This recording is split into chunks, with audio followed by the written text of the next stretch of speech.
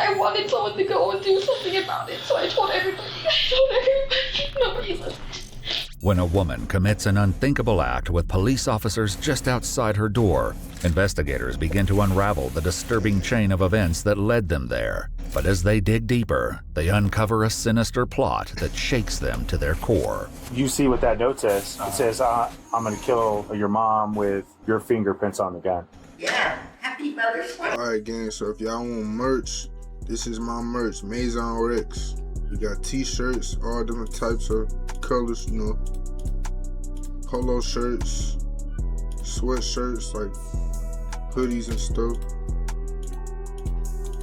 We got, you know, the girl hoodies, the crop hoodies. We got some hats. We got some beanies, some backpacks. Link in the description. Yeah, let's get back to the video. Happy Mother's Day. The following footage has never been seen before. In the early hours of October 19, 2025, dispatchers in Flagstaff, Arizona receive an unusual call to 911. Hi, my name is Doris Brody. There is a bunch of ruckus and craziness going on next door at my neighbor's house. It sounds like people are fighting or they're doing some sort of torture or something because we keep hearing people screaming over there all night. How long has this been going on? Well, we've been trying to sleep all night and we keep hearing like people fighting and people using like power tools in the middle of the night. And yeah, it's ridiculous. Officers arrive outside the home of 87-year-old Doris Brody, a beloved mother and grandmother who depends on her daughter for daily care. Despite reports of torture and power tools, the neighborhood is eerily quiet until a loud sound draws their attention to Doris's house. Bravo 20, we just heard something that sounded like a pop. All right, we gotta at least make contact. It sounded too much like a gunshot. Flagstaff Police! Flagstaff Police! Doris, come outside! Let's knock on a window, see if we can get someone to come out. All right, I got it front. Flagstaff Police! All right, we're gonna have to go ahead and make entry. I mean, could have been a gunshot. Let me get to the front. Let's at least try to get compliant. Flagstaff Police! Flagstaff Police! Door. As it opens, officers are greeted by Doris's daughter, 47-year-old Mia Brody, and all at once, the situation takes a horrifying turn. Come outside. What was that loud noise I just heard? No. Yeah. What was that loud noise? I'm clearing it. It was a gun. Take her down. Who shot it? She's bleeding. Go medics, code 3. I got the gun secured. Put her in cuffs, Johnson. Yeah. Is she breathing? No, it's in here. She shot her, huh? Yeah, she's gasping. I don't know where the gunshot's at. Head wound. Where is it at? 501. Advise medics. Gunshot wound to the head. No, what are you doing? No, Johnson. McDermott has her. McDermott has her. Ma'am. go grab an iPad kit. Get her to the floor. Mia is taken to a cruiser as officers attempt life-saving measures on Doris. Others begin clearing the house, and it isn't long before they stumble upon something deeply disturbing. Hold on, we got a note here. I'm going to photograph it. The handwritten note appears to be a series of disconnected thoughts and fragmented responses, resembling one side of an ongoing conversation. With whom is anyone's guess. Another note, still waiting to be discovered on the bedroom floor, will only add to the mystery. So she literally called us here to execute her. I have to look at the call for service, but it was basically just a DTP neighbors. Yeah, but as soon as we walk up, she shoots. Meanwhile, one officer begins CPR in an attempt to save Doris's life. No shock advised. Start CPR. Paramedics soon take over, while officers in the bedroom find yet another handwritten note. Hey, don't step on this. Don't step on it. That's evidence right there. It literally says kill your mom with that gun. It mentions MK Ultra, I read it. Yeah, you saw it? Yeah. Doesn't matter. We literally heard this out. That's wild. Outside, Mia is pulled from the police cruiser and searched for weapons. Hey, miss, can you step on out for me for a second? Yep, if you move forward, I'll catch Do you you. have anything on you? Just gonna stick me, stab me, poke me, hurt me, right? Do you mind if I search your pockets just to make sure? That's fine. Okay, thank you. According to police records, Mia's pockets contain 3 unused .380 caliber cartridges along with 4 unknown pills. There's some paraphernalia right here. I don't know exactly what it is. There's definitely some shit over here. And I mean, she's on freaking, looks like 20 prescription pills. Yeah, wow. I definitely feel bad for her mom, but this is unfortunate for sure. After 10 minutes of CPR, Doris Brody is pronounced dead at the age of 87. As paramedics pack up and leave the scene, one officer sees what appears to be a white plastic sheet folded neatly on the couch. Yo, I think she was gonna wrap her. This whole call to get police to come out. So you see what that note says? It says, "I'm gonna kill your mom with your fingerprints on the gun." This is super weird. I don't think she expected us to come this fast. Right? I bet you that call is from her and not her. Because the call is from Doris Brody. Who is that? I don't think she called. Hi, my name is Doris Brody. But why Mia would call 911 pretending to be her own mother leaves them baffled and desperately searching for an explanation. Yeah, she tried to set up some freaking homicide thing in here. But I think we maybe caught her too quick or something. Yeah, wild. I believe this was a big giant setup. This is weird. This is a weird one. And we came out here earlier. 2 days ago. It's almost like it was either a set up, or she was planning on doing something that day too, and we just came too quick. According to police records, they visited the home just 2 days earlier after Mia reported hearing voices coming from inside a locked bedroom. When police checked, there were no signs of entry, and whatever voices she might have heard were gone. I feel bad now for. She was a nice lady too, that lady. Did you have a chance to talk to her? Mm-hmm. Super nice. I had no idea what this woman was doing. And it's her daughter? It's her daughter, yeah. Little do they know, the bond between mother and daughter will later become one of the most disturbing aspects of the entire case. For now, the on-scene sergeant notices something on the ground that leaves him considering what exactly Mia had planned. Yeah, I know. Pliers? Yeah. But she has a bunch of tools in here. I think she's like a... She's thinking she's gonna pull her teeth out. Maybe. I mean, Like I said, I think we got here too quick or something. With lingering questions, Mia is brought in to speak with detectives, but it quickly becomes clear that getting the answers they're searching for will be a unique challenge. I hear, people. So they tell me, what's going on and what.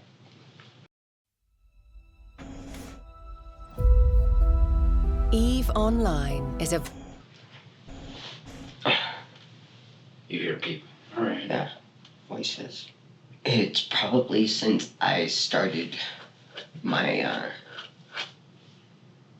awakening. Like waking up. Yeah. You know what that means? I don't. You'll have to enlighten me a little bit. Since you started waking up, waking up in the mornings? Like waking up out of the 3D realm. That's this realm. Just this realm that we live in. There's lots of realms. There's at least 4 more. According to Mia, this, quote, awakening began just within the last year. The detective notes that she appears to be under the influence of some mind-altering substance, and that her eyes are bloodshot.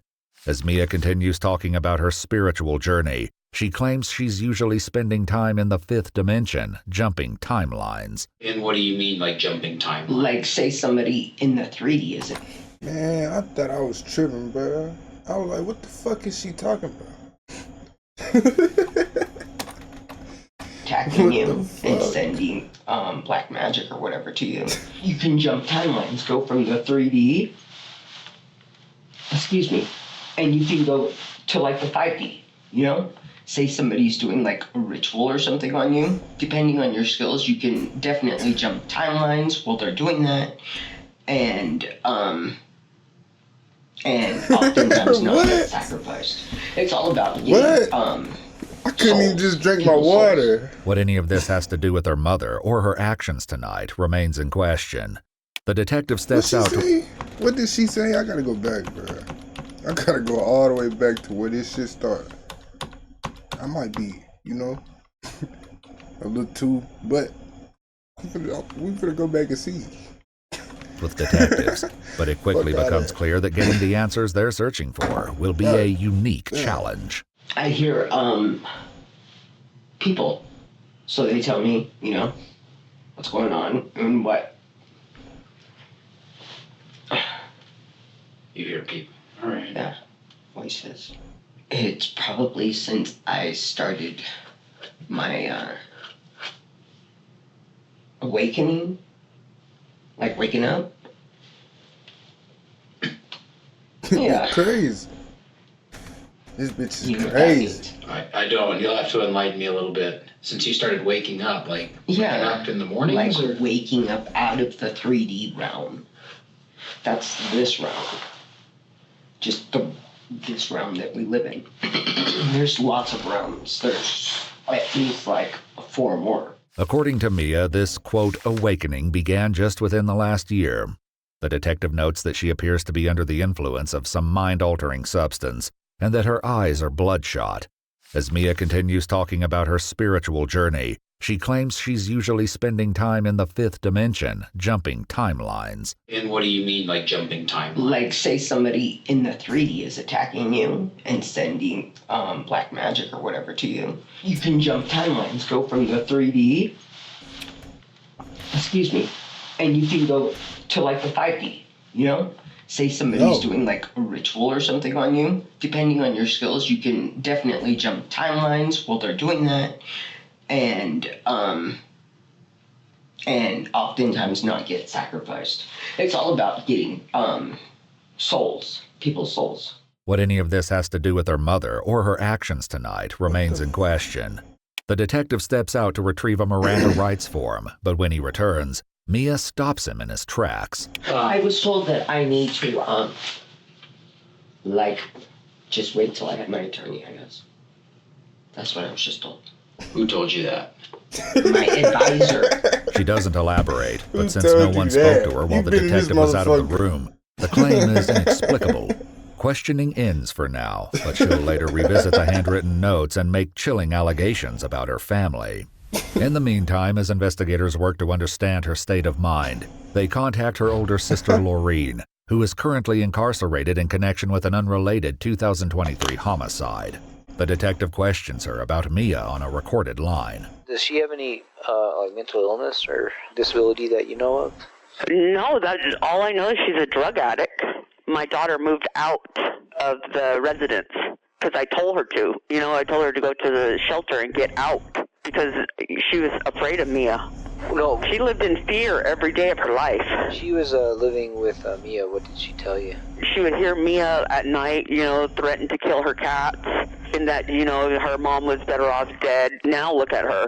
She's no better than me. Laureen's children, Corey and Cortez, sit with investigators to share more details. Cortez explains that she lived with her Aunt Mia and her grandmother for a little over a year, until moving into a domestic violence shelter. According to Cortez, we'll be right back. Mia had a drug addiction. She was high every day. She would be tweaking out in the kitchen. So when she would get high, she would get really paranoid and she would run around the house all night.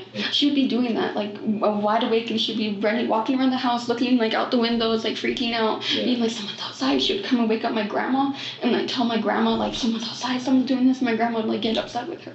Cortez shared with investigators 2 Snapchat videos, and while the first recording contains no audio, she describes the look on her grandmother's face. At some point, my grandma got so desensitized to how Mia acted that she would just try and ignore her. Like in the videos, you could see she just stares off into space while Mia's screaming at her. In the second Snapchat video, the altercation takes place between Mia and Cortez, while Doris can be heard attempting to calm the explosive interaction. I haven't been messing with anything, Mia. Everything that is wrong with your life is your own problem, and you need to... Stop you! Oh, go ahead, keep yelling. Well, Hey! No, keep yelling, come on. Oh, you're dad. My dad? What, that you wanted to... Get the away from me! Go ahead, do something.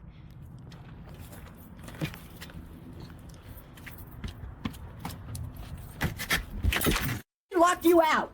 Get out! Stop it. Go ahead. Go ahead, hit me! Hit me! No, I'm just... Hit me! Get the out! Mia, stop it. You see that? I just told her to stop yelling at you. It was just getting worse and worse because Mia would be screaming at my grandma and I would come out and I would defend her and then she would turn on me and get mad at me and then it eventually got to the point that I left and I just thought, oh, I just left her there. How do you go from zero experience to flying for one of the world's largest airlines? Let's find out as we go behind the scenes at After Cortez moved out of the home, she obtained an order of protection against Mia. In her plea to the judge, she wrote about several shocking incidents, including threats against her cat, and claims that Mia put glass shards in the animal's litter box. She goes on to claim that Mia is violent, aggressive, and verbally abusive toward both her and her grandmother. Mia's sister adds to these claims. She's extremely dangerous. She's good at manipulating. She is the best manipulator I've met in my life. She is so evil that even somebody with the worst criminal record would turn in their grave and want to talk to somebody for help, you know? But that assessment stands in stark contrast to the polite, composed Mia now sitting in the interrogation room, where she begins describing a world shaped by the supernatural. Flagstaff's big on this whole cult thing. There's a lot of I guess there's a lot of Illuminatis here, but my family was like Eastern Stars and Masons and high-ranking angels, so a combination of both. High-ranking angels? Yeah, like the light, because it's always a war between light. What the fuck is in them bags? And dark. Oh, definitely, yes. As they prepare for a blood draw, Mia brings up a topic from one of the notes, which detectives were able to match to her handwriting. Do you guys know anything about MK Ultra? What's that? That's what I was wondering. No? No. What is MK Ultra? I was wondering if it was a drug or some sort of, it's used with spell work. A 1977 U.S. Senate investigation described Project MK-Ultra as a secret CIA research program involving experiments with drugs, including LSD, in an effort to control human behavior. I was wondering if there was like freaking meth or something in whatever that stuff is. Oh, okay. Because that is no joke. Holy, that like scrambles you up. Because I was told by somebody that they put it in your food, your drink. They start putting it in your water, and they do that to like creators, high-ranking people. But whether Mia is truly under the influence of drugs won't be certain until the results of her blood test, which will later surprise investigators. Meanwhile, they learned that Doris had been acting strangely in the days leading up to her death. She called her daughter Debbie, and what she said left her concerned. She made the comment that her and Mia were afraid that somebody was going to kill them, that whomever this individual was going to kidnap me, torture me slowly, watch me die. Did she say she was afraid of Mia?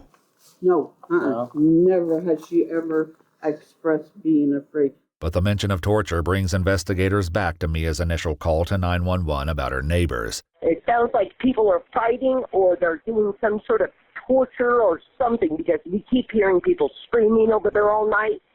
Yeah, those people across from where my mom lives, at that house,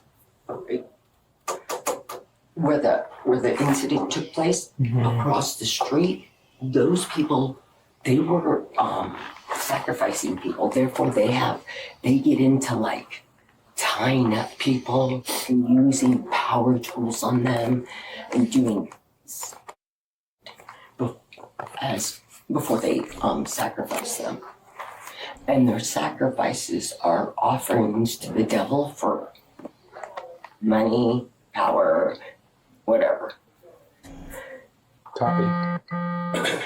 Bro, every time she fucking talk, I'm lost. Like, completely lost. Like, I don't know what the fuck she's talking about. He knows exactly what I'm talking about. I He has no don't. idea what you're talking about, actually.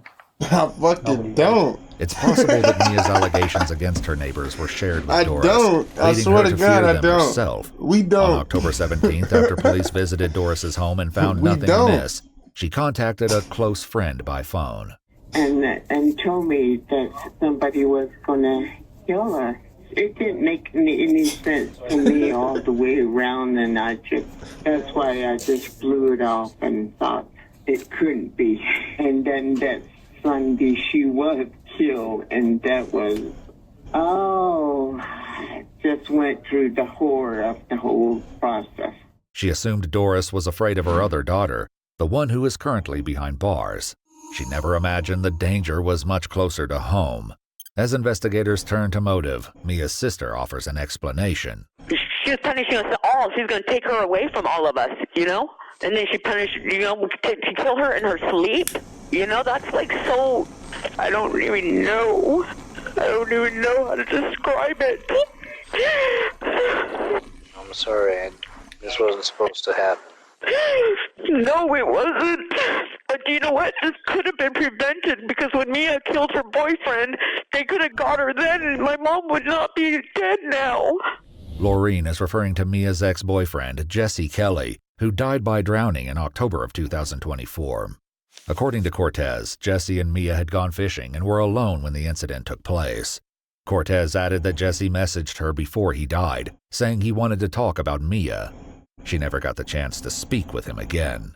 As focus returns to Doris's murder, Cortez offers her own thoughts as to a possible motive. I don't know why she would do this other than to hurt people or for her money. I think she was just high. Maybe she went a step too far. I don't even know where she got the gun from. That bitch is crazy. Again, it's not that hard to get a gun. But that statement and what investigators were about to uncover would quickly challenge everything they thought they knew about the case.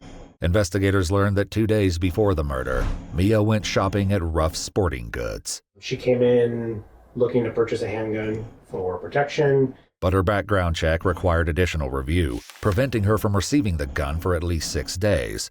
Mia then left and returned with her mother, leading employees to suspect a straw purchase, where one person buys a firearm on behalf of someone else. So I walked over to them and said, "Can't sell your gun. Can't sell anybody that's with you a gun. That's not legal." And then she was kind of surprised by that, and then they left. So as they were leaving, I heard her tell her mom, like, "Oh, I guess it's illegal or something." My work is easy because I use ClickUp. Here's how I keep track of all my tasks. I start by brain dumping everything I need to get done in a list view. After being turned away, Mia Man, this shit is terrible, bro. and Doris went to a different store. What happened next would leave investigators in complete and utter shock. After receiving some help from the staff, Doris is shown a firearm and even allowed to hold it and pull the trigger. Oh, wow, that's cute. You right there with her. There's no such thing as You right there with her. What the fuck? What the fuck?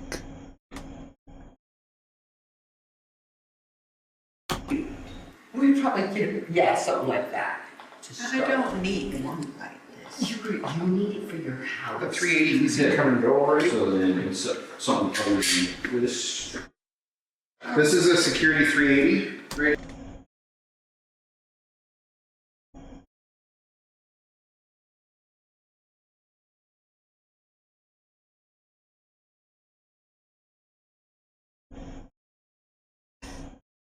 She should have used it.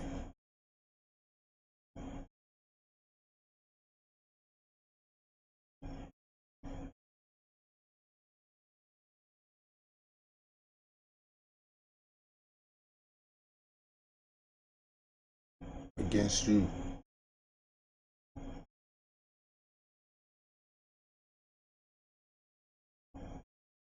Damn, this shit crazy right here.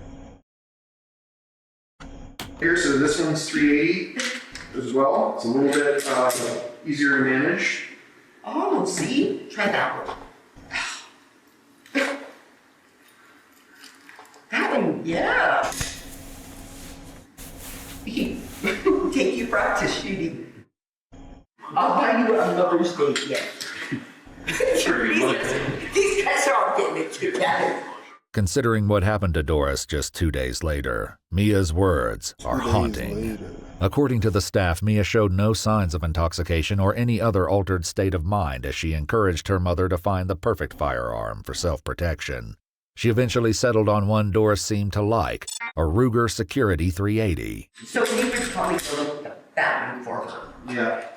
15 round capacity. Sweet. Yep. Yeah. Happy Mother's Day. Great Mother's Day present. We're gonna get into her house. Or in her yard. So I just need that information filled out, and then we'll go from there. Did she fill out the form herself? She filled out.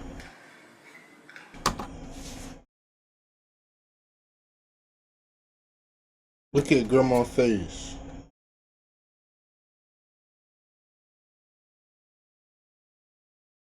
Look at her face, man. It look like she wanted that.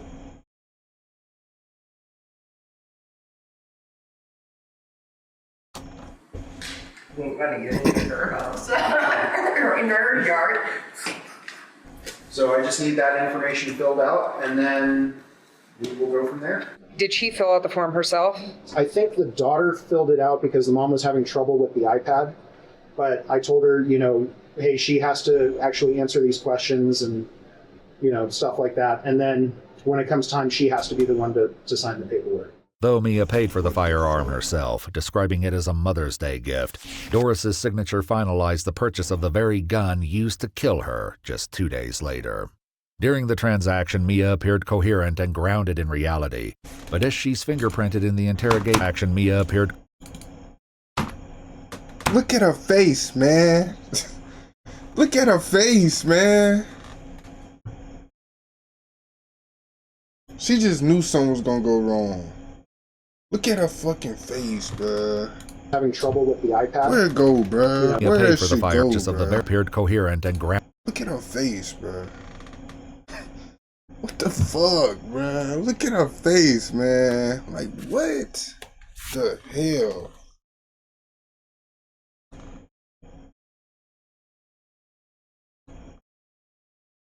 What the fuck, gang? Grounded in reality, but as she's fingerprinted in the interrogation room, that begins to change. What is that thing on your thumb? What means it? You did that. No, I mean like it's... Well, I'm not human for one, so it could be anything. Did you ever burn your thumb? Maybe. I don't know. It's possible. Because I regenerate like a lizard's tail. And as investigators speak with her sister from jail, they begin to suspect that her apparent delusion may be an elaborate act. Now, do you think Mia's like capable of planning something like this, or Absolutely. you don't think it's just like her being crazy and? No, she's not. She's incredibly smart. So she's not. No, she's not. So you think she's pretty intelligent? Yes, absolutely. She went to college. She has a college degree. What's her degree in?